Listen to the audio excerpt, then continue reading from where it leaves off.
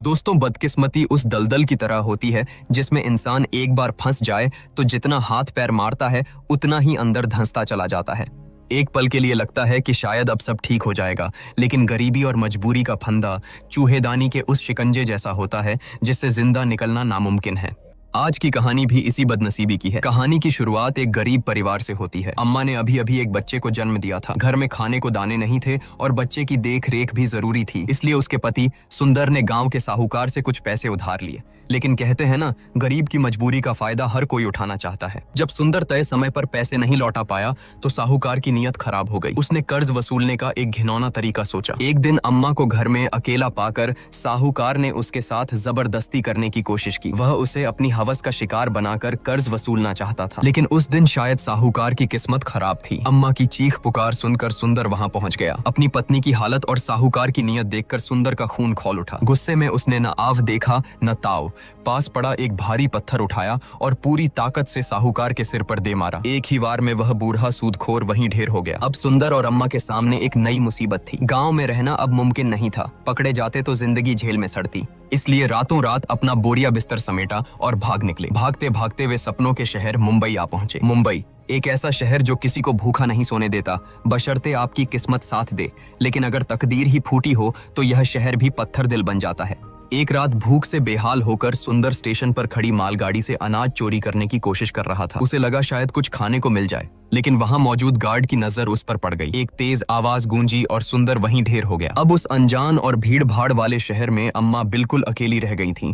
गोद में एक दुधमुहा बच्चा और आंखों में बेबसी। लेकिन पेट की आग और ममता की ताकत ने उसे टूटने नहीं दिया। धीरे धीरे ही सही उसने इस बेरहम शहर में जीना सीख लिया। वक्त का पहिया घूमा और उस भयानक रात को गुजरे कई साल हो गए, लेकिन अम्मा की आंखों में वो खौफ आज भी ताजा है। जब भी वह घर में अकेली होती, पुरानी यादें किसी दीमक की तरह उसे अंदर ही अंदर खाती रहती। अब मुंबई की एक तंग और बदबूदार झुग्गी ही उनका जहां था। वो दुधमुहा बच्चा अब 17 से 18 साल का गबरू जवान हो चुका था। नाम था बेनवा। गरीबी की मार ऐसी थी कि बेनवा को बचपन से ही काम करना पड़ा। पिछले कुछ दिनों से वह एक बनिए की दुकान पर काम कर रहा था, लेकिन किस्मत यहाँ भी रूठी रही। कल उससे गलती से कांच का एक जार टूट गया। बस फिर क्या था, सेठ का पारा चढ़ गया। उसने न सिर्फ बेनवा को काम से निकाल दिया, बल्कि टूटे हुए जार के पैसे उसकी तनख्वाह से काट लिए।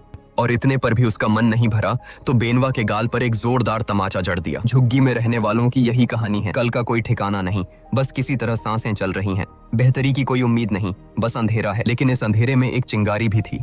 नाम था लुक्का। लुक्का इसी बस्ती का था, पर अब कम ही यहाँ दिखता था। कभी वह दादागिरी करता था, उसके नाम की दहशत आज भी लोगों के दिलों में थी। लेकिन अब उसने मारपीट छोड़कर अक्लमंदी का रास्ता चुना था। शराब का धंधा, रिस्क कम, मुनाफा ज्यादा और पुलिस को हफ्ता देकर सब सेट। लुक्का एक मस्त मौला इंसान था। जब भी बस्ती आता, यारों पर दिल खोलकर पैसे लुटाता। अम्मा से उसकी पुरानी जान पहचान थी और जवान खून बेनवा तो लुक्का को अपना हीरो मानता था। बेनवा भी लुक्का की तरह बनना चाहता था। जेब में पैसा, आंखों में रौब और जिंदगी में ऐश।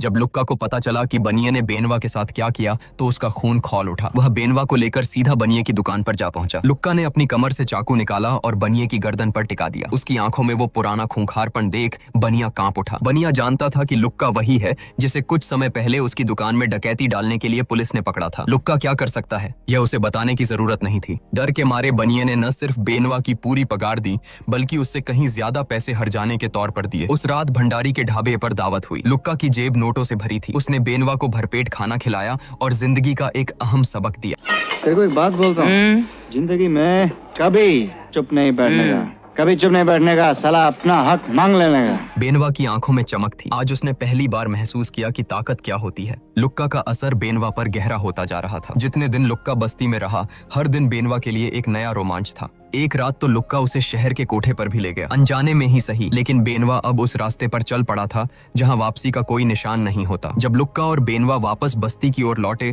तो वहां एक अलग ही तमाशा चल रहा था। एक नेताजी मंच पर खड़े होकर गला फाड़ रहे थे। बड़े बड़े वादे हवा में उछाल रहे थे। भाइयों, हमारे देश में एक वक्त की रोटी नसीब नहीं, तन छुपाने के लिए कपड़ा नहीं और सर छुपाने की कोई व्यवस्था नहीं। ये वो मसला है जिसे सुलझाना हर एक के बस की बात नहीं। मैं आपको विश्वास दिलाता हूँ, कि मेरी सरकार बेघरों के लिए घर को सबसे अधिक महत्वपूर्ण समस्या समझती है। भीड़ तालियां बजा रही थी, लेकिन लुक्का दूर खड़ा मुस्कुरा रहा था। वह इन नेताओं की रग रग से वाकिफ था। भीड़ भाषण में मग्न थी और लुक्का अपने काम में। उसने बड़ी सफाई से भीड़ में खड़े एक भक्त की जेब काट ली। जितनी देर में नेताजी का भाषण खत्म हुआ, लुक्का के हाथ में उस दिन की शराब का इंतजाम हो चुका था। उस रात लुक्का अम्मा के पास गया। दोनों के बीच एक अजीब सा रिश्ता था, न दोस्ती का न प्यार का, बस एक जरूरत का। अम्मा को लुक्का का साथ पसंद था। बातों बातों में अम्मा ने उससे कह दिया, लुक्का तू इधर ही रहता तो अच्छा हो जाता। कोई तो सहारा होना ना लुक्का। साली तेरे को सहारा चाहिए कुछ और? ऐसा तो फिर कर लेना शादी, तेरी बन के रहती। एक औरत का बन के रहना अपन का काम नहीं है। अपन खुली हवा का माफिक है, कभी इधर से उधर, कभी उधर से इधर। अम्मा, अम्मा ट्रक आया।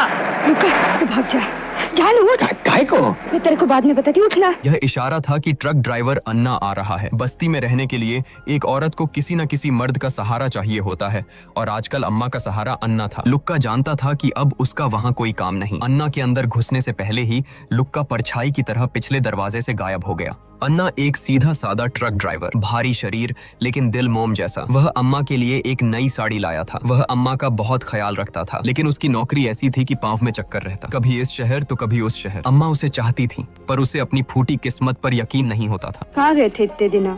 तुम अपने घर गए थे क्या? तुम्हारा अपना घर तो होगा ही ना। कितनी टाइम बोला तुझे कि अपना कोई घर बार नहीं। 20 बरस से अपना घर नहीं देखा। और तुम्हारी घरवाली? मैंने बोला ना, अपना इस दुनिया में कोई नहीं है, एक तू ही है। चाहे तो कुछ भी समझ ले, अभी पर है तू ही। अगली सुबह सूरज निकलने से पहले ही अन्ना अपनी ट्रक लेकर फिर निकल गया। अब वह कब वापस आएगा, इसका कोई ठिकाना नहीं था। इधर सेठ की नौकरी जाने के बाद बेनवा खाली नहीं बैठ सकता था। बेनवा ने सोचा कि वह बूट पॉलिश का काम करेगा। उसने बस्ती के ही अपने दोस्त रघुरामा से उसकी पुरानी पॉलिश की पेटी और ब्रश खरीद लिए। रघुरामा ने बूट पॉलिश का काम छोड़ दिया था। अब वह दारू की तस्करी करता था। रघुरामा ने बेनवा को समझाया, अभी अपन बाटली का धंधा करता है। बाहर खड़ा होकर मामा को देखता है। मामा आया, कभी कभी बाटली लेके भी जाता है। तेरे को क्या मिलता है? 2-3 रुपए, दारू ऊपर से। क्या रे हरामी, बाटली की बात करता है? मेरे बच्चे को उल्टा सीधा मत सिखा। नको रे बाबा, ऐसा धंधा नको। मेरे को पुलिस का जोखम नहीं होना। मेरे को पुलिस का जोखम नहीं होना। इन्हें दारू नहीं बेचना।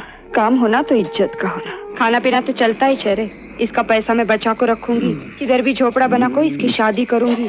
अपना घर हो तो मौत भी आराम से आती। बेनवा ने माँ की बात मान तो ली, लेकिन उसकी आंखों में रघुरामा की कमाई और लुक्का का रूतबा खटक रहा था। बेनवा ने बूट पॉलिश का काम शुरू किया। पहला दिन बहुत अच्छा रहा। जेब में पैसे आए तो लगा कि शायद अब दिन फिरने वाले हैं। अम्मा की आंखों में भी चमक आ गई, लेकिन गरीबों के सपने कांच के होते हैं। जरा सी ठेस लगी और चकनाचूर। अगले ही दिन सारी प्लानिंग धरी की धरी रह गई। स्टेशन पर धंधे को लेकर बेनवा का झगड़ा दूसरे पॉलिश वाले लड़के नाग से हो गया। अम्मा के पास ट्रक ड्राइवर आता है इसलिए रुबा मारता है क्या? हाँ, वो ट्रक ड्राइवर कौन है रे? होएगा कोई छन्ना का सगा वाला। ये कौन चिड़िया है रे? ब्रांड है साली।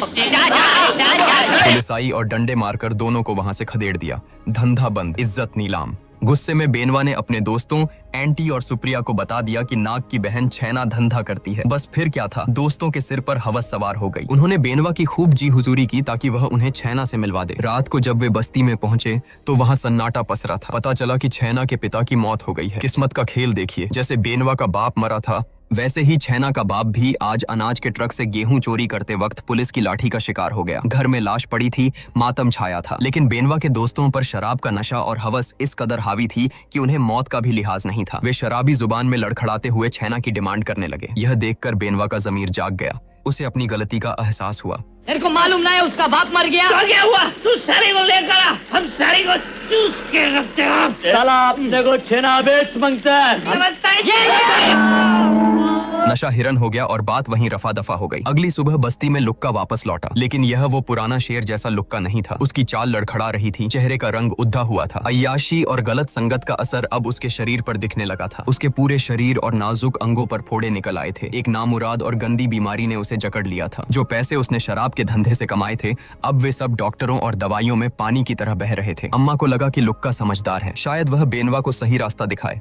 अभी इसकी शादी बना दो, और इसकी जोरू को क्या खिलाऊं? मेरी हड्डी। अरे हड्डी कहाँ है, सब तो मांस है। इसका शादी हो जाएगा ना, मेरे सर का एक बहुत बड़ा बोझ निकल जाएगा। अरे वो सुप्रिया का बहन अमली। लुक्का को नहीं पता था कि कल रात ही बेनवा ने सुप्रिया का सिर फोड़ा है और वे लोग बदला लेने की फिराक में बैठे हैं। बेनवा चुप रहा। वह जानता था कि सुप्रिया के घर जाना मतलब मौत के मुंह में जाना। रास्ते में चलते चलते लुक्का की हालत खराब हो रही थी। दर्द और बीमारी ने उसे तोड़ दिया था। उसे अपने पुराने अच्छे दिन याद आने लगे। क्या खूबसूरत थी रे। लुका, ए लुका, किधर था रे तुम? मैं आखा दिन तेरी बात देखते रही। कौन बोला वाट देखने को? तो आया क्यों नहीं? आएगा जब भी टाइम मिलेगा तो। तेरे से बात करनी है मेरे को। मैं पेट से हूँ लुका, तेरा बच्चा। तो अपन क्या करेंगे? माँ बनना है तो रख ले, नहीं तो गिरा दे। वह मेरे बच्चे की माँ बनने वाली थी, लेकिन तब मुझ पर जवानी का नशा था। मैंने उस बच्चे को अपनाने से मना कर दिया, उसे छोड़ दिया। अगर आज वो बच्चा जिंदा होता तो 8 साल का होता। शायद मेरी तकदीर में यही सजा लिखी थी। किस्मत का पहिया घूमकर वहीं आ गया था। जिस छैना को आज बेनवा ने बदनाम किया था, उसी छैना की जिंदगी कभी लुक्का ने बर्बाद की थी। रेल की पटरियों पर चलते हुए बेनवा और लुक्का की नजर आंटी और रिम्पी पर पड़ी। इससे पहले कि पुरानी खुन्नस में फिर कोई झगड़ा होता, लुक्का ने बीच बचाव कर दिया। उसने बड़ी चालाकी से माहौल बदल दिया। आखिर बेनवा सुप्रिया का होने वाला जीजा जो था। जब बेनवा ने लड़की को देखा तो उसके सिर से शादी न करने का भूत पल भर में उतर गया। लड़की सुंदर थी और बेनवा का दिल पिघल गया। उधर लड़की के घर वाले भी इस शादी के लिए एक पैर पर राजी थे। गरीबी में बेटी एक बोझ लगती है और वे जल्द से जल्द इस झंझट से मुक्त होना चाहते थे। बेनवा जैसा भी हो, कम से कम कमाता तो है, यही सोचकर बात पक्की हो गई। फिलहाल बेनवा के पास कोई काम नहीं था। बूट पॉलिश का काम उसने बंद कर दिया था। उसकी आंखों में अब अपने दोस्त रघुरामा जैसी जिंदगी थी। जल्दी पैसा, मुफ्त की दारू और रुतबा। वह शराब का धंधा करना चाहता था, लेकिन अम्मा ने साफ मना कर दिया। उसकी आंखों में आज भी वो मंजर ताजा था जब उसके पति की जान गई थी। बेनवा मन महसूस कर रह गया, लेकिन माँ की बात टाल न सका। कुछ दिनों बाद जब अन्ना वापस आया तो अम्मा ने डरते डरते उसे एक खबर सुनाई। बच्चा, तुम्हारे जैसा गोरा होना ना उन्हें। उसे लगा अन्ना भद्दक जाएगा, शायद उसे छोड़ देगा। यह बच्चा इस उम्र में और बिन ब्याही माँ, समाज क्या कहेगा। लेकिन हुआ ठीक उल्टा। अन्ना का चेहरा खुशी से खिल उठा। उसकी आंखों में आंसू आ गए। उसने अम्मा का हाथ थाम लिया। वह अपने होने वाले बच्चे के लिए खुश था। अन्ना ने अपने मालिक से बात करके पुरानी टीन की शीटों का जुगाड़ किया। देखते ही देखते बोरियों और फटे कपड़ों से बनी झोपड़ी की जगह टीन की दीवारों ने ले ली। इसी बीच धूमधाम से नहीं पर सादगी से बेनवा की शादी भी हो गई। लेकिन खुशियों की उम्र ज्यादा लंबी नहीं होती। एक दिन पुलिस ने बस्ती में छापा मारा। बेनवा का दोस्त रघुरामा रंगे हाथों पकड़ा गया। पुलिस का गुस्सा 7वें आसमान पर था।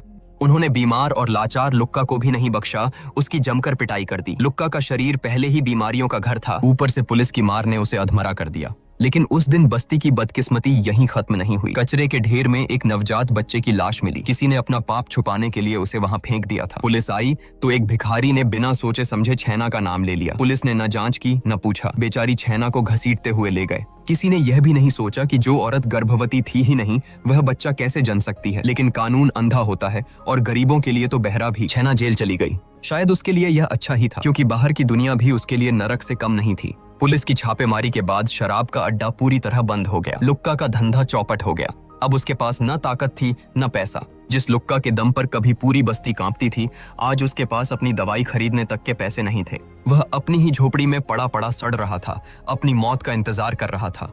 वक्त का पहिया लुक्का के लिए उल्टा घूम चुका था। बीमारी ने उसे अंदर से खोखला कर दिया था। एक दिन दर्द बर्दाश्त के बाहर हो गया। शरीर जैसे आग में जलने लगा था। वह लड़खड़ाते कदमों से मेडिकल स्टोर पहुंचा। उसने गिड़गिड़ाते हुए कंपाउंडर से एक इंजेक्शन उधार मांगा, लेकिन उधार कौन देता है एक मरते हुए शराबी को। कंपाउंडर ने धक्के मारकर भगा दिया। मजबूरी इंसान को क्या से क्या बना देती है। लुक्का ने कांपते हाथों से चाकू निकाला। मैं बोल रहा हूँ चाहिए।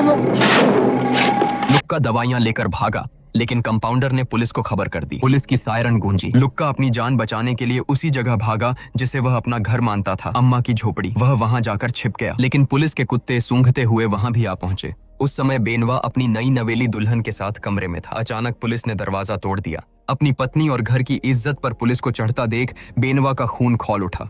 वह बिना सोचे समझे पुलिस वालों पर शेर की तरह झपट पड़ा, लेकिन पुलिस की लाठियों के आगे उसकी ताकत कम पड़ गई। वे उसे बुरी तरह पीटने लगे। अपने बेटे को पिटता देख अम्मा से रहा नहीं गया। वह बीच बचाव करने कूदी, उसे बचाने की कोशिश की, लेकिन अंधी लाठियों और हाथापाई के बीच अम्मा को जबरदस्त धक्का लगा। वह जमीन पर गिरी और एक दर्द भरी चीख गूंजी। पेट में पल रही वह नन्ही जान, वह उम्मीद, पुलिस की बूटों और बदकिस्मती के तले कुचली गई। अम्मा का मिसकैरेज हो गया। खून के साथ सारे सपने बह गए। पुलिस लुक्का को घसीटते हुए ले गई, लेकिन तबाही का सिलसिला यहीं नहीं रुका। पुलिस की पूछताछ की आंच अन्ना के मालिक तक पहुंच गई। मालिक अपनी बदनामी और पुलिस के लफड़े से इतना भड़क गया कि उसने अपना गुस्सा अन्ना पर उतारा। उसने अन्ना को दी हुई सारी टीन की शीटें, जिनसे अम्मा ने बड़े अरमानों से घर की छत बनाई थी, वापस मंगवा ली।